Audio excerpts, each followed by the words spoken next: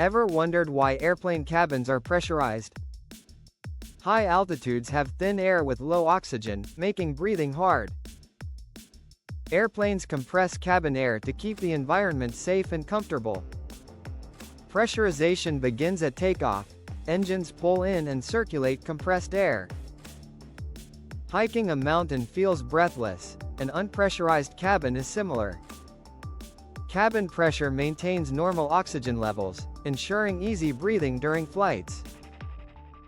In summary, cabin pressurization guarantees comfort and safety. Enjoy that refreshing cabin air next time you fly. Like and subscribe for more insights.